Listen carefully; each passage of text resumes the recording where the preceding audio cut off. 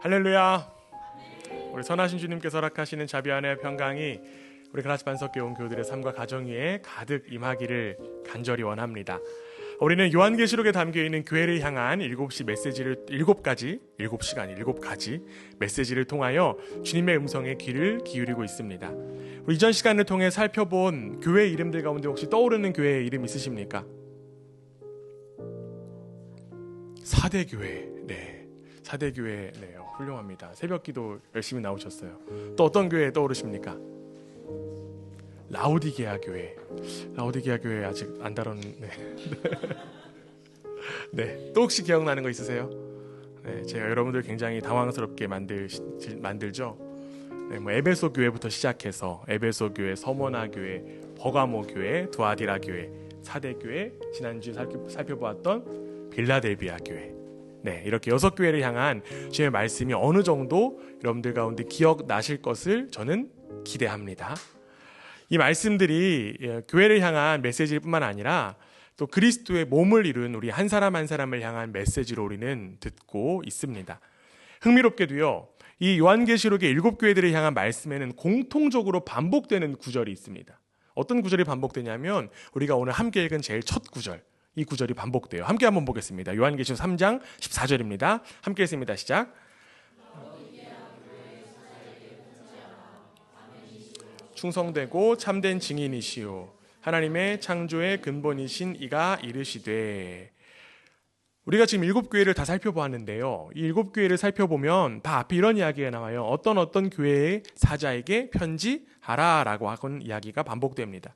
여기서 사자, 제가 그때 말도 안 되는 이야기를 했죠. 여기 사자는 라이언이 아니다라는 그런 이야기하면서 말씀드렸던 거 분명히 기억나실 것입니다. 사자는 헬라어 원어로 앙겔로스예요. 일반적으로 천사, 하나님의 심부름꾼을 가리키는 단어입니다. 즉, 교회가 하나님의 말씀을 따르는 심부름꾼이다. 교회는 하나님의 말씀을 따르는 사명자다라고 하는 것을 나타내는 의미예요. 사도 요한은 이를 통해서 교회가 주님의 말씀을 따라야 되는 것이다 라는 것을 강조했습니다. 그렇다면 여러분, 이 라오디게아 교회에게 말씀하신 그 하나님, 결국은 교회가 따라야 되는 그 말씀하신 그 하나님은 어떤 분일까요? 요한은 지금 하나님에 대해서 어떻게 설명하고 있냐면 아멘이시오라고 이야기하고 있습니다. 아멘이시오. 아멘이신 하나님을 지금 이야기했습니다. 이 표현은요, 그냥 뜬금없이 나온 것이 아니라 이사야 65장에서 나왔던 말씀에서 비롯된 거예요. 한번 찾아볼게요. 이사야 65장 16절 말씀. 우리 함께 했습니다. 시작. 이러므로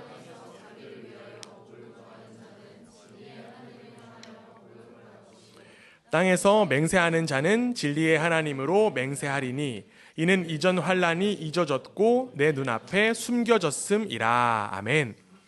여기에 지금 나온 진리의 하나님이라고 하는 표현이 바로 아멘의 하나님입니다. 다시 오늘 본문인 이제 요한계시록 3장 14절로 돌아오면 사도 요한은 충성되고 참된 증인이신 분, 하나님의 창조의 근본을 언급하면서 진리이신 예수님에 대한 이야기를 하고 있어요. 즉 정리를 하면요, 진리이신 예수님께서 라오디게아 교회를 향하여서 말씀하고 계신다라는 문장으로 볼 수 있습니다. 앞에서 우리가 구약의 이사야 말씀도 한번 읽어보았고요. 이러한 거창한 설명을 드리면서 혹자는 이렇게 이야기하고 생각할 수 있을 것 같습니다. 예수님이 당연히 진리지 뭐가 그렇게 대단한 일이야 라고 생각할 수 있을 것 같아요. 그런데 우리는 이 진리이신 예수님에 관하여 이 명제로는 어느 정도 알고 있지만 사실 그 의미를 모를 때가 참 많습니다. 여러분, 진리라고 하는 단어가 어떤 의미일까요? 진리라고 하는 단어는요, 참된 이치 또는 참된 도리를 가리키는 표현입니다. 그래서 우리 진리할 때 이런 표현 사용해요. 만고불변의 진리라고 하는 표현을 사용하죠. 시대가 지나도 변하지 않는 것이 진리입니다. 진리는 항상 옳고 그름의 잣대가 돼요. 그렇다면 여러분, 지금 사도 요한은 라오디게아 교회를 향하여서 왜 하필 진리이신 예수님에 대한 강조를 언급했던 것일까요? 왜 진리이신 예수님께서 이 편지를 쓰셨다라고 이야기했던 것일까요? 이는 바로 교회를 평가할 수 있는 분은 오직 누구밖에 없다? 예수님밖에 없다라고 하는 사실을 강조하기 위함이었습니다. 여러분, 예수님만이 교회의 판단자 되십니다. 그러나 여러분, 안타깝게도 우리는 예수님께서 교회의 판단자가 되신다라고 하는 사실을 잊어버린 채 우리 스스로가 교회를 판단할 때가 참 많습니다. 우리의 판단의 기준이 무엇일까요? 예수님이 판단의 기준이 되는 것이 아니라 나의 느낌, 나의 경험이 판단의 기준이 되는 경우가 많습니다. 즉, 나라는 사람을 기준으로 교회를 평가한다라고 하는 거예요. 내가 경험한 것이 전부인 양 교회를 함부로 평가하고 판단합니다. 이는 우리 교회를 향한 판단이 될 수도 있겠고요. 또한 다른 교회를 향한 판단이 될 수도 있습니다. 제가 얼마 전에 어떤 한 사람의 인터뷰를 보게 되었습니다. 그런데 그 사람이요, 아침마다 출근하면서 거울을 보면서 이러한 말을 한다고 하더라고요. 나도 틀릴 수가 있다. 나도 틀릴 수가 있다라고 하는 그 이야기, 어쩌면 그냥 지나칠 수도 있는 그러한 부분임에도 저에게는 되게 크게 다가온 한마디였습니다. 아, 그치. 나도 틀릴 수 있지. 아, 그치. 내가 틀릴 수도 있지. 우리는 작년 3월에 요한복음 8장을 함께 살펴보면서 여러분, 에포케라고 하는 단어를 살펴봤던 거 혹시 기억나십니까? 네. 제가 오늘 여러분께 자꾸 당혹스럽게 만들죠? 에포케라고 하는 단어. 이 의미가 어떤 거였냐면 판단, 중지를 가리키는 단어였습니다. 그래서 그리스 철학에 나온 용어다라는 그러한 설명을 좀 해드렸는데요. 어떤 사안에 관하여 최종적인 판단을 유보하거나 멈추는 것이 바로 에포케다. 그래서 우리가 요한복음 8장에 나온, 거기에 누가 나오냐면 가늠하다 잡힌 여인이 나오잖아요. 그 여인에 대해서 예수님께서 판단하지 말 것, 정죄하지 않으신다라고 말씀하셨던 것을 우리가 살펴보면서 우리도 이제 판단의 문화에서 벗어납시다. 이 시대 속의 문화인 판단과 정죄의 문화에서 벗어나야 된다는 사실을 함께 나누었습니다. 이처럼 우리는 함부로 남을 판단해서는 안 된다라고 하는 사실을 잘 알지만 사실 여러분들 그것이 우리의 삶 가운데 잘 됩니까? 잘 안 돼요. 왜냐하면 우리의 본성이 여전히 자기중심성에서부터 비롯된 본성이기 때문에 그렇습니다. 결국 내가 하나님을 몰아낸 죄인이기 때문에 그래요. 그렇기 때문에 내가 하나님의 자리를 몰아내고 하나님께서 판단자가 되시는데 판단자인 하나님을 몰아내고 내가 판단자가 되려고 하는 것이 여전히 남아있기 때문에 그렇습니다. 그래서 우리는 쉽게 판단의 자리에서 벗어나지 못하는 것입니다. 그러나 여러분, 우리가 이렇게 쉽게 판단의 자리에서 벗어나지 못한다라고 할지라도 우리 가운데 희망이 있습니다. 무엇이 희망이냐면요, 우리의 희망은 바로 내가 죄인이다라고 하는 사실을 스스로 인정하는 것에 있습니다. 즉, 앞서 이야기한 내가 틀릴 수도 있다라고 하는 사실을 인정한다면 우리는 판단의 자리에서 벗어날 수 있다라고 하는 거예요. 이는 다른 사람을 향한 판단뿐만 아니라 우리가 지금 이야기하고 있는 교회를 향한 판단도 마찬가지입니다. 아무리 교회를 향한 마음이라고 하지만 여러분, 저와 같은 목사도 틀릴 수가 있습니다. 이건 저에 대한 이야기예요. 우리의 최종의 판단자는 오직 예수 그리스도밖에 없는 줄 믿습니다. 우리 교회를 평가하시고 우리 교회를 판단하시는 분은 주님밖에 없어요. 교회를 향한 그 판단의 자리 속에 우리가 나아가게 되고 혹시라도 판단의 위치에 서게 된다고 하면 우리는 무엇을 외쳐야 될까요? 에포케 외쳐야 되는 거예요. 우리는 판단 중지가 되어야 됩니다. 어떠한 외부적인 조건과 상황을 나의 느낌과 경험으로 판단하기보다 주님께서 가장 정확하게 아신다, 주님께서 가장 확실하게 아신다라고 하는 믿음으로 나아가는 우리 모두의 시선과 마음이 되기를 주님의 이름으로 부탁드립니다. 이제 교회의 판단자이신 예수님께서는요, 이 라오디게아 교회를 향하여서 어떤 판단을 하십니다. 어떤 평가를 하세요. 이어지는 요한계시록 3장 15절 말씀입니다. 우리 함께 읽습니다. 시작.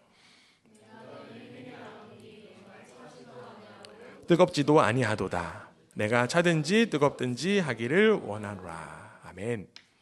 먼저 예수님은 뭐라고 말씀하셨냐면 내 행위를 안다라는 말씀을 하셨습니다. 우리는 주님의 말씀이 단순히 어떠한 행위를 했다 안 했다에 대한 평가가 아님을 이미 잘 알고 있습니다. 왜냐하면 우리가 앞선 6 교회들을 통하여서 이 행위라는 단어가 무엇과 짝을 이루다라고 하는 사실을 우리는 이미 듣고 알고 있기 때문에 그렇습니다. 여러분, 행위와 짝을 이룬 단어가 무엇입니까? 믿음이에요. 그렇죠? 행위는 항상 믿음과 짝을 이룹니다. 무엇과 짝을 이룬다고요? 믿음이요. 믿음. 네, 믿음. 믿음. 행위는요, 믿음에서부터 나옵니다. 그렇기 때문에 예수님께서 내 행위를 안다라고 하는 말씀은 그냥 내 행위만을 안다라는 것이 아니라 내 믿음을 안다라고 하는 표현과 같은 의미로도 볼 수 있어요. 믿음은 행함으로 증명될 수 있고 행함을 통해서 믿음은 드러나게 됩니다. 그런데 여러분, 사실 우리가 볼 수 있는 것은 믿음을 볼 수 있습니까? 우리는 행함을 볼 수 있습니까? 우리는 행함밖에 볼 수 없어요. 우리는 행함이라는 열매밖에 볼 수 없습니다. 아무리 믿습니다 해도 우리의 믿음은 증명되지가 않아요. 우리는 행함으로만 드러날 뿐입니다. 그래서 간혹 교회에서 열심을 다해서 섬기는 사람들이 있으면 어떻게 이야기합니까? 저 사람 행함이 참 좋아, 이렇게 이야기 안 하잖아요. 저 사람 믿음 좋아 라는 그러한 표현들 합니다. 그런데 문제는 우리의 시선이 여전히 행함만 볼 수 있기 때문에 믿음은 우리가 함부로 확인할 수가 없다라고 하는 거예요. 그래서 어떠한 행동으로 인한 믿음을 판단하는 일은 서로가 더욱더 조심스러워야만 합니다. 그리고 무엇보다 조심스러워야 되는 판단은 바로 자기 자신을 향한 판단입니다. 어떠한 행동을 하면 이런 생각할 수가 있습니다. 난 참 훌륭한 사람인 것 같아. 난 참 이 정도 좀 괜찮은 사람이야.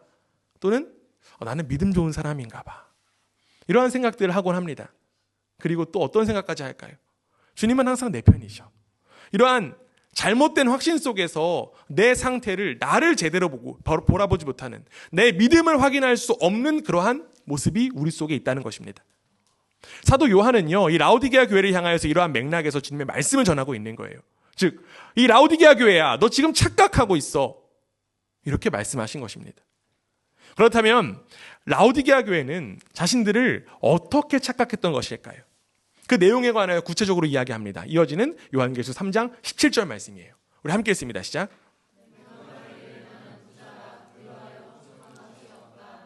내 곤고한 것과 가련한 것과 가난한 것과 눈먼 그것을 알지 못하는 도다. 아멘. 맨 마지막에 지금 뭐라고 되어 있습니까? 알지 못하는 도다라고 되어 있어요. 알지 못하는 도다. 라오디게아 교회를 향해서 예수님께서 말씀하신 것은 너희가 알지 못한다라고 하는 거예요. 라오디게아 교회는요, 자기 자신을 알지 못하는 교회였습니다. 그 내용을 한번 살펴보세요. 자신을 뭐라고 인식했냐면 부자라고 인식했어요. 나는 부자입니다. 실제로 이 라오디게아 지역은요, 굉장히 중요한 무역로 중에 하나였다라고 합니다. 그래서 상업이 굉장히 발달했대요. 수많은 무역과 수공업이 이루어졌고요. 그렇기 때문에 그 자리에는 수공업자들도 굉장히 많이 살았고 심지어는 은행도 있었다고 합니다. 다른 나라 사람들이 오가는 길목이니까 은행에서 주로 무엇을 할까요? 환전을 해요. 그곳에 환전소까지 있었다라고 합니다. 이렇게 돈이 도는 도시, 돈이 모였던 도시가 바로 라오디게아였습니다. 그런데 그들은 그곳에 살아가면서 어떠한 생각을 할 수 있었을까요? 자신들이 지금 누리는 이 부요함이 하나님께서 자신들에게 주신 그 축복이다라고 여겼을 것입니다. 물론 맞습니다. 하나님께서 물질의 축복 허락하십니다. 그런데 여러분, 문제는요, 무엇이냐면 이 부요함을 기준으로 해서 내가 지금 부를 누리고 있다라고 해서 내 믿음 또한 좋다라고 착각하는 것이 바로 문제라는 거예요. 즉, 자신들이 영적으로 부족한 것이 없다고 생각한 것입니다. 우리는 훌륭한 신앙인이야. 그러니까 우리가 이렇게 우리에게 부요함이 허락된 것이지. 그런데 여러분, 판단자이신 예수님께서는 이 라오디게아 교회를 향해서 뭐라고 말씀하셨습니까? 너희가 알지 못한다라고 말씀하셨어요. 그러면서 라오디게아 교회의 실상을 적나라하게 밝히셨습니다. 그들이 곤고하고 가련하고 벌거벗었다라고 진단하신 것입니다. 주님의 기준에 따르면 라오디게아 교회는요, 부유한 교회가 아니라 오히려 가난한 교회예요. 어쩌면 이 라오디게아 교회는 화려한 건물을 가지고 있었을 수도 있습니다. 뿐만 아니라 헌금도 많이 내는 교회였을 수도 있어요. 그리고 또한 신앙의 모습도 훌륭하게 나타냈을 수도 있습니다. 이를 현대적으로 바꿔볼까요? 교회에서 계획한 프로그램들이, 계획한 모든 것들이 불편함 없이, 부족함 없이 진행되는 교회일 것입니다. 재정이 든든하니까 실력 있는 목회자도 초빙할 수 있겠죠.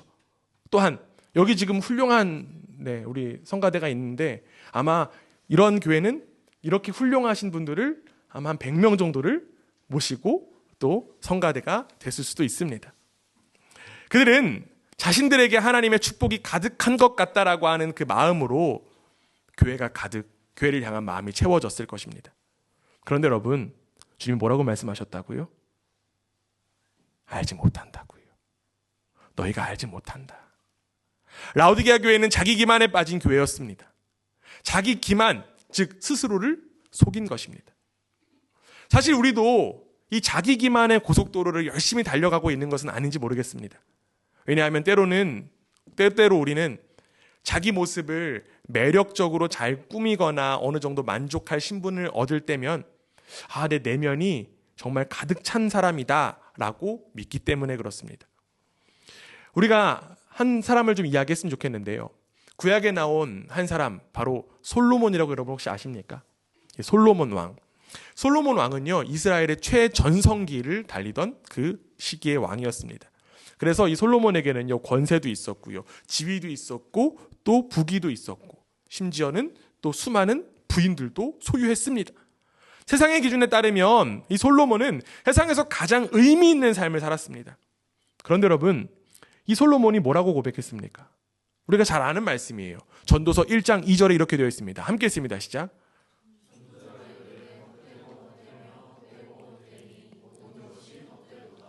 지금 솔로몬이 뭐라고 이야기합니까? 모든 것이 헛되도다. 즉 재물이나 신분이 나라는 사람의 본질에 아무런 영향을 줄 수가 없다라고 하는 사실을 깨달았던 거예요. 이야기를 듣고 혹자는 이렇게 이야기할 수도 있을 것 같습니다. 아니 목사님, 저도요 이 솔로몬처럼 모든 것 다 챙기고 나서 갖고 나서 나중에 이렇게 고백하면 안 될까요? 저도 이렇게 좀 고백할 수 있을 것 같아요. 즐길 것 좀 다 즐기고요. 그런 마음들 충분히 이해됩니다. 그러나 여러분, 주님께서 우리 가운데 말씀하신다고요. 네가 알지 못하도다. 네가 알지 못하도다. 그런데 여러분, 더욱더 안타까운 사실이 있습니다. 더 안타까운 사실이 무엇이냐면 이 세상을 살아가는 방식으로 신앙생활도 한다라고 하는 거예요. 외적으로 좋은 모습만 있으면 괜찮은 신앙인이고 그렇지 않으면 형편없는 신앙인으로 인식하는 경우가 많습니다. 이는 지극히 자기중심적인 신앙의 모습입니다. 즉 자기 만족을 위한 신앙의 모습인 것입니다. 그러다 보면 하나님을 뭐라고 여길까요? 하나님을 단순히 도구로만 여기게 됩니다. 즉 나의 필요를 채워주는 수단으로만 하나님을 여기는 거예요. 그렇게 하나님을 믿다 보니까 신앙도 어떤 모양이 되냐면 조건부 신앙이 됩니다. 자신이 바람이 이루어질 때만 하나님을 따르고 감사합니다. 그리고 내 기도의 제목이 이루어지지 않으면 어떻습니까? 하나님을 향한 원망과 불평이 생겨납니다. 이는 예배에서도 잘 드러날 수 있어요. 예배에서도 우리가 예배를 드리러 왔지만 예배 안에서도 나에게 감동이 있고 나에게 뭔가가 짜릿한 게 있어야 이 예배가 좋은 예배라고 우리는 평가합니다. 교회도 마찬가지죠. 내가 편하고 나에게 위로를 주는 교회가 좋은 교회라고 이야기해요. 그런데 여러분, 그 가운데 과연 예수님이 있습니까? 그 마음 가운데 과연 예수 그리스도가 살아 계십니까? 예수님이라고 하는 단어는 있을지 모르겠지만 온통 나만 가득한 신앙생활의 실상을 우리는 마주할 수 있어야만 합니다. 결국 우리는 앞서 이야기한 내가 틀릴 수 있다라고 하는 그 겸손함으로 자신을 돌아보아야만 합니다. 실체 없는 미신과 맹신과 광신이 가득한 신앙이 아니라 우리는 오직 하나님의 약속과 말씀 그리고 그분의 살아계심을 믿는 믿음으로만 나아가야만 합니다. 사랑하는 교회 여러분, 언제까지 내가 맞다, 나만 맞다의 신앙에 머물러 있으시겠습니까? 나도 틀릴 수 있다라고 하는 생각이 있어야 말씀에 귀 기울일 수 있는 거예요. 내가 믿는 것이 맞는 것인가라고 하는 그 질문이 있어야 한 번이라도 성경 펴볼 수 있는 것입니다. 자기중심적인 신앙은요, 하나님과의 관계에 하나도 도움되지 않습니다. 오히려 장애물만 될 뿐입니다. 신앙생활을 오래 하면 오래 할수록 내 안에 장벽이 허물어지고 오직 예수 그리스도만 드러나야 하는 줄 믿습니다. 죄를 짓고 부끄러워하며 자신을 가리던 아담과 하와의 모습이 나의 모습임을 인정하고 정말 벌거벗은 모습으로 주님 앞에 겸손히 나아가는 우리 모두가 되기를 주님의 이름으로 간절히 원합니다. 예수님은 자기 기만에 빠진 이 라오디게아 교회를 향하여서 책망만 하지 않으셨습니다. 예수님은요, 이 라오디게아 교회가 회복할 수 있는 비결에 관하여서도 말씀하셨습니다. 우리 이어지는 요한계시록 3장 18절 말씀이에요. 우리 함께 읽습니다. 시작.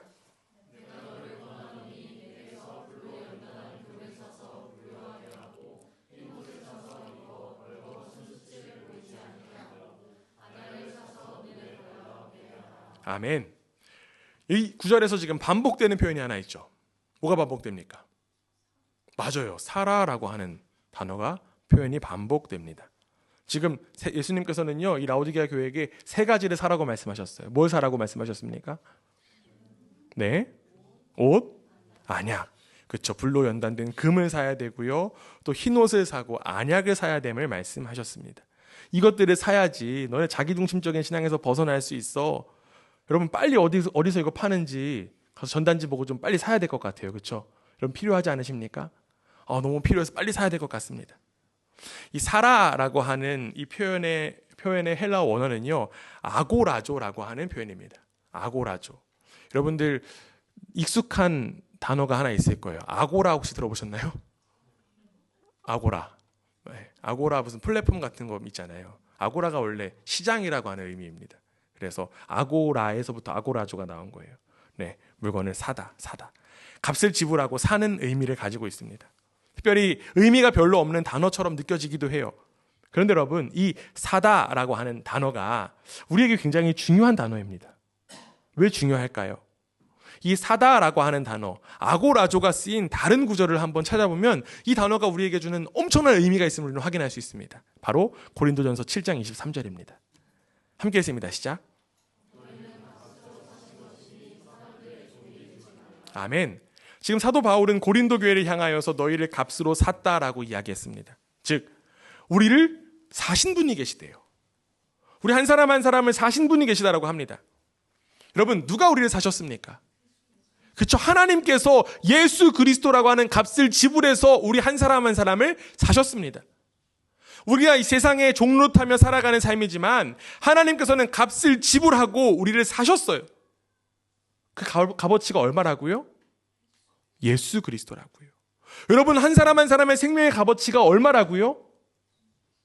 예수님 짜리입니다. 우리는 예수님 값어치를 하나님께서 지불하시고 우리 한 사람 한 사람을 사셨습니다. 그렇기 때문에 우리에게는 예수 그리스도의 생명이 허락되었고 그로 인하여 우리에게는 하나님과의 관계의 회복이라고 하는 축복이 허락되었습니다. 결국 지금 사도 요한이 이 사라라고 하는 단어를 3번이나 반복하면서 라오디게아를 향해서 뭐라고 이야기하냐면 너희를 이미 주님께서 사심을 기억하라고 이야기하는 거예요. 다른 어떤 것들이 필요한 것이 아니라 너희를 이미 하나님께서 예수 그리스도의 피의 값으로 샀다라고 이야기하는 것입니다. 앞서 이 라오디게아 교회가 상업적으로 굉장히 발달한 도시라고 말씀드렸죠. 그 당시에 그곳에 귀한 것들, 여기 나온 불로 연단된 금, 흰옷, 안약이었습니다. 가치가 매우 높은 것들이라 사람들은 엄청난 돈을 지불해야 이것들을 살 수 있었습니다. 그렇기 때문에 이 가치를 잘 알고 있었어요. 그리고 이 모든 것들을 사려면 엄청난 금액이 필요함도 알고 있었습니다. 그런데 예수님은요, 이것들을 사야 된다라고 하는 말씀을 하시면서 이 모든 것을 이미 사신 분이 계시다라고 하는 것을 나타내 주신 것입니다. 가장 큰 가치, 가장 높은 가치로 우리를 사신 분이 계시다. 바로 하나님 아버지가 예수 그리스도라고 하는 가치로 우리를 사셨음을 이야기합니다. 우리는 항상 기억해야 합니다. 나라고 하는 이 구제불능의 존재를 하나님께서 예수님이라고 하는 대가로 지불하고 사셨더라고 하는 사실을 우리는 기억해야 합니다. 나라는 자기중심적인 존재를 하나님께서 가장 비싼 값을 지불하시고 사셨다라고 하는 그 사실을 우리는 기억할 수 있어야만 합니다. 여러분, 내가 지불한 거 아니에요. 하나님께서 지불하셨습니다. 그러니까 그것이 은혜입니다. 그런데 문제는 이 값어치가 내가 체감이 되지 않는다라고 하는 거예요. 내 돈에서, 내 주머니에서 10유로만 나가면 얼마나 아깝습니까? 안 아까우셔요? 네. 한 50유로 정도 돼야 되나? 네. 얼마나 아깝습니까? 그런데 우리 가운데 이런 건 정말 와닿지가 않아요. 하나님께서 예수님이라고 하는 하나밖에 없는 아들을 내어주시고 사신 그 생명의 가치가 나한테 허락되는데 이거는 나에게 전혀 가치가 없는 거예요. 10유로는 아까워하면서 예수님의 생명은 전혀 아까워하지 않습니다. 그러다 보니까 주님께서 나에게 주신 이 은혜를 굉장히 값싸게 여기는 거예요. 독일의 디트리 보네퍼라고 하는 목사님은요, 값없이 주어진 하나님의 은혜를 올바로 이해하지 못하고 그 가치를 떨어뜨리는 신앙의 태도를 비판하면서 값싼 은혜라고 하는 표현을 사용했습니다. 값싼 은혜. 죄를 용서받기만을 원하면서 회개와 제자의 삶을 거부하는 것이 바로 값싼 은혜다. 그러면서 이 보네포 목사님은요, 값싼 은혜와 대비해서 값비싼 은혜에 대해서도 언급했습니다.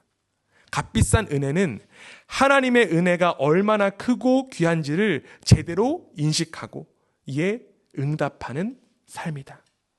비록 주님께서 우리에게 은혜를 값없이 주셨지만 그 은혜는 값비싼 것이었습니다. 왜냐하면 하나님께는 그 아들의 생명이 우리에게는 우리의 삶 전체가 요구되었기 때문입니다. 우리 사랑하는 그라치 만석교회 여러분, 우리는 하나님께서 우리를 위해 지불하신 예수 그리스도라고 하는 그 값어치를 어떻게 느끼고 어떻게 여기고 있으십니까? 이제는 너무나도 익숙해서 당연하게 여기고 있는 것은 아닙니까? 하나님께서 우리를 위해서 가장 귀한 생명을 내어주셨듯이 우리도 그 생명을 얻은 자로서 이제는 나의 것, 우리의 것을 내어놓아야만 합니다. 바로 나도 이제는 그 가치에 걸맞게 지불해야 된다라고 하는 거예요. 여러분, 우리가 무엇을 지불할 수 있을까요? 나는 학생이라서 아무것도 가진 게 없는데 뭘 지불해야 될까요?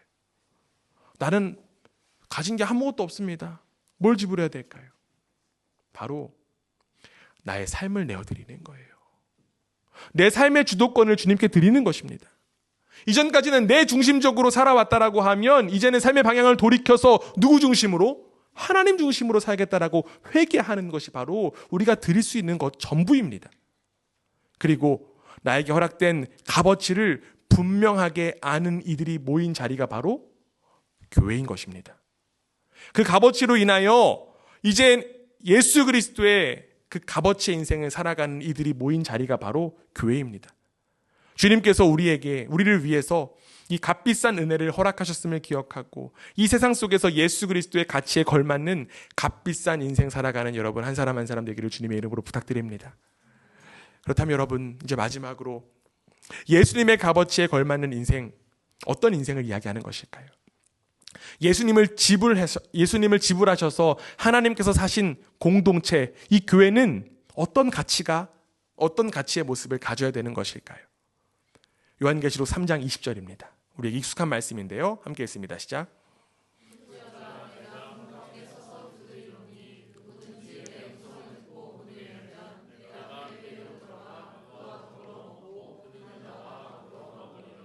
아멘. 이 말씀 굉장히 익숙한 말씀입니다. 저도 설교 중에 몇 번 인용하면서 소개했던 기억이 있습니다. 이런 이야기들 하죠. 예수님께서 우리의 문을 두드리십니다. 우리 문을 강제로 열지 않으십니다. 그러니까 여러분 직접 우리의 마음의 문을 열어야 합니다. 이러한 설교들 제가 선포했던 기억이 있습니다. 그런데 저는 이 말씀이 사실 이번에 좀 새롭게 다가왔어요. 이 말씀만 보면 우리의 마음의 문을 열어야 된다라는 말씀을 우리가 볼 수 있지만 지금 이 말씀이 어디 속에 담겨 있습니까? 교회를 향한 메시지 속에 담겨 있다라고 하는 사실을 깨닫게 되었어요. 교회를 향한 메시지 속에서 이 말씀을 바라보니까 내 마음의 문 밖에 계신 분 예수님일 수 있지만 더 나아가 교회 문 밖에 예수님이 계실 수도 있겠다라고 하는 생각을 하게 되었습니다. 무엇보다 예수님께서 교회 밖에 서 계실 수도 있겠구나라고 하는 생각이 머무른 거예요. 우리는 앞서 예수님의 피해값으로 우리를 사셨고 우리가 교회가 되었음을 이야기했습니다. 교회는요, 예수 그리스도를 주님으로 고백함으로 인하여 세워졌습니다. 그렇기 때문에 교회에는 예수 그리스도가 너무나도 중요합니다. 우리가 앞서서 예수님이 판단자 되시고 예수님께서 주인 되시고 머리 되심을 이야기했습니다.